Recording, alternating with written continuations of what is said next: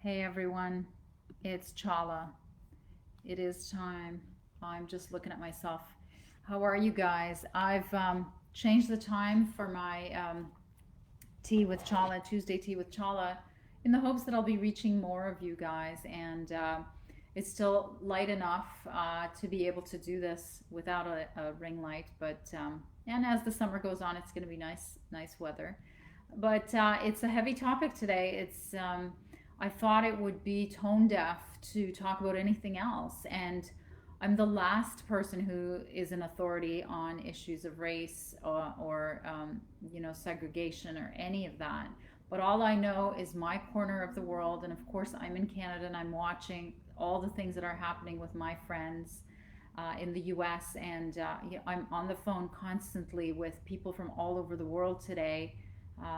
Literally, I spoke to I think three different continents today, and they all have varying views on what's happening, but none of it is as affected as, of course, my friends in the US. And knowing so little about the topic and being such a not a expert on any of this, I just wanted to read about what people are saying. And one of the people that I admire the most and think knows a lot about policy and a lot about race is Barack Obama.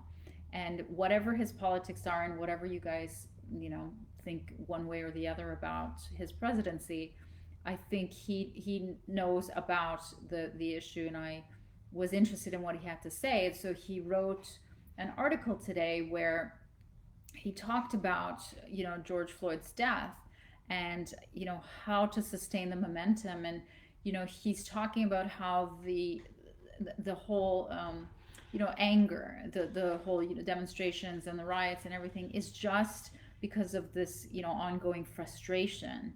And what he's saying is violence isn't the answer, because he's talking about how in the most compromised neighborhoods people are being hurt, their businesses are being hurt, and it's going to take them such a long time to come back to when before, and especially during COVID, like businesses are already so hurting. So what he's saying is we model the change that we want. So if we want nonviolence, we have to model the nonviolence.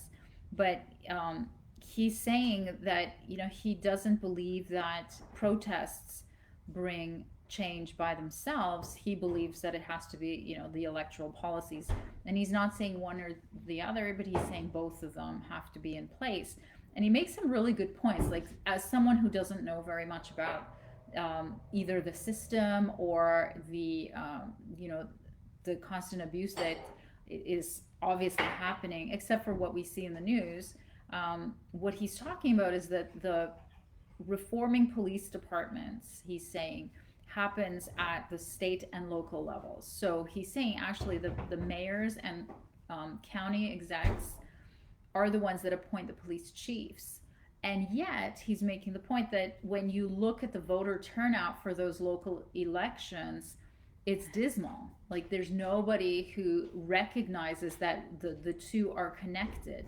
So he's saying the problem is really, starting from the root. Of course, he says they need to have the right people in place, and they need to be able to have independent inquiries and panels of inquiries so that this type of change can happen. And he's saying that at some levels it's going to have to happen on a large scale, and at other levels it's just small tweaks, but that's where the change is going to begin. So he gives this report that's on his page. Is called obama.org. So if you're interested in this, it's a report toolkit that is put together by the Leadership Conference on Civil and Human Rights.